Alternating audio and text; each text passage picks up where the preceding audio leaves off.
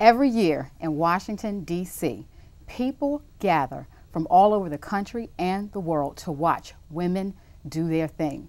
The Can a Sista Rock a Mic Festival is an annual gathering featuring all female artists, singers, DJs, and MCs. Today, on In Depth with Konkya Dunson, I am joined by three of the fierce women of this year's festival, Empress, DJ Earth 1, and Alison Carney, and they will certainly let us know how independent women are shaking up the music industry.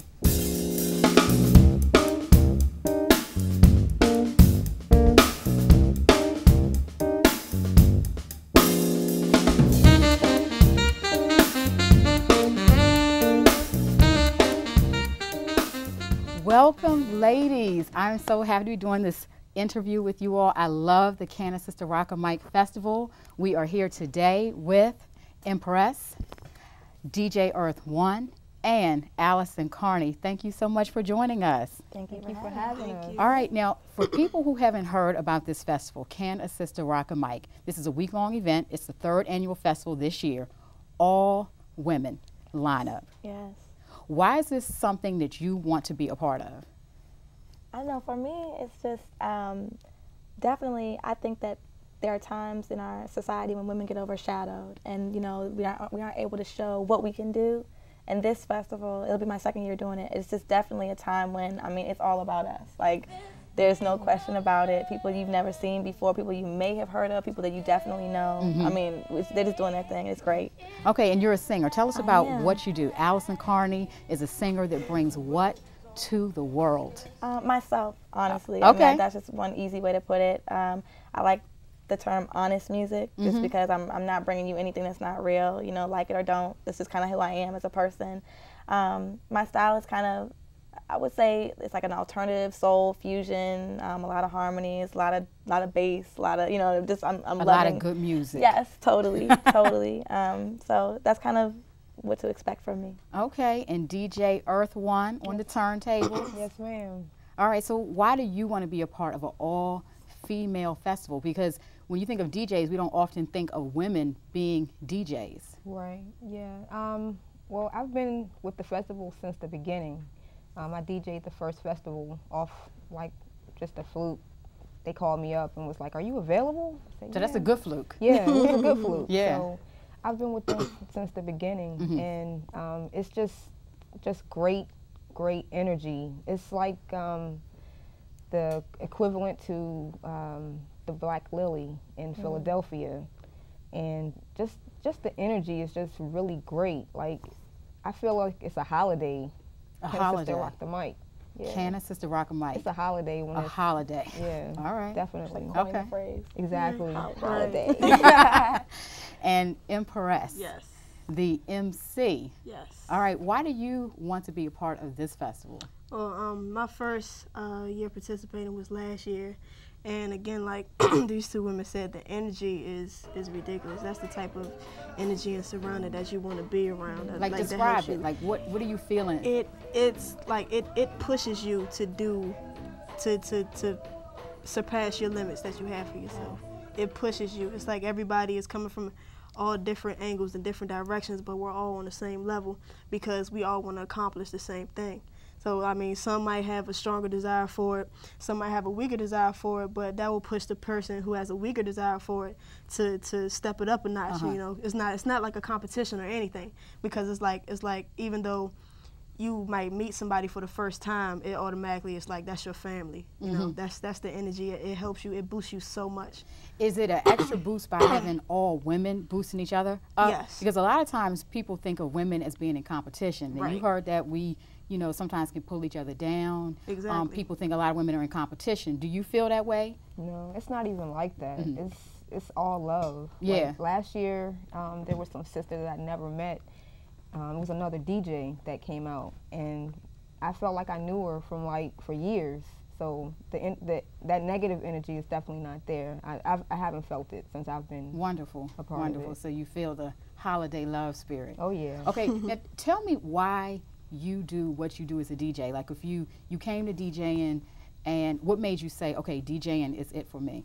Well, I say about 6 years ago, I felt like there were no African American women DJs in our area. I didn't see any, and if I did see them, they were house DJs or trance DJs. I didn't see anyone spinning hip hop or R&B music, or just representing the culture. I consider myself a hip hop DJ, but so as a woman, what do you bring to hip hop DJing that may be different than what we may hear in the mainstream of men DJing hip hop? Right.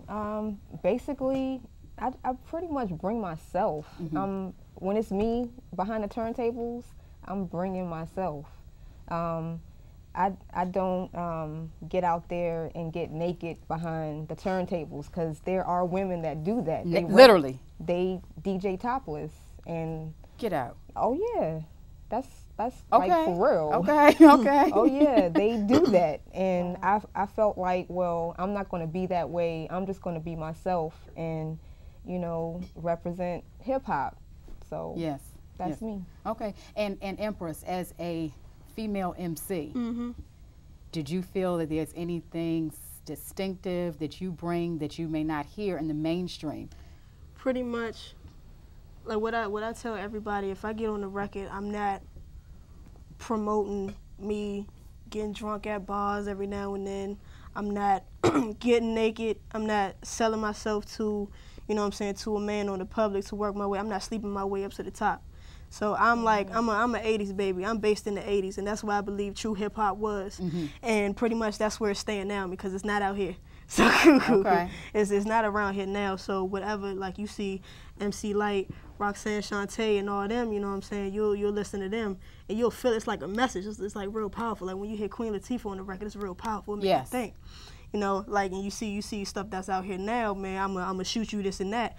Just they're only doing that to get on the level of men, but that's not what you need. You don't need to kill anybody. If I'm gonna kill you, I'm gonna kill you with my words. I'm gonna have you just sitting there embarrassed for a little bit and make you think about what you just said.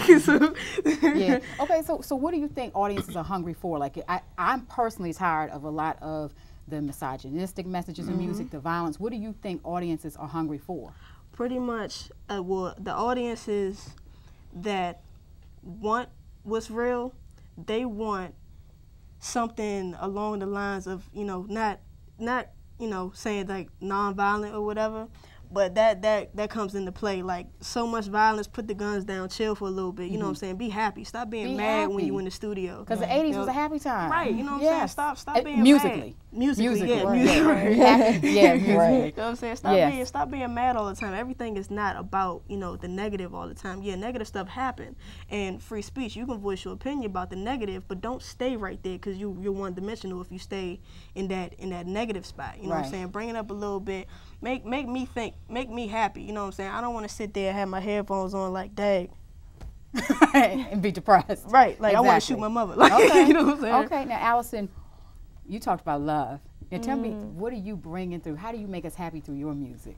I don't know if my goal is to make anybody happy necessarily, but definitely to allow you to just be in your own moment. You know what I mean? Like, I think, and we talked a little bit earlier about, I write a lot about, the word love, but not necessarily in that form. Like, it's kind of like the process you have to get through to be able to get to love. So and one thing I know, a lot of women, when we talk about, like, it's not about violence, it's not always about sex, it's not about just the basic things that people are talking about.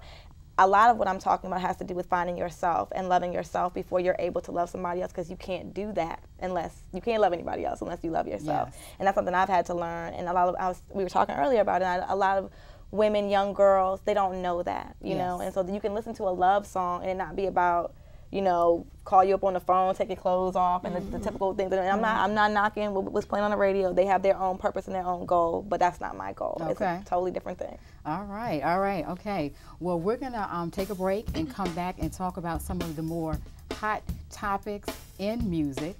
And we are here with Alison Carney, DJ Earth One, and Empress.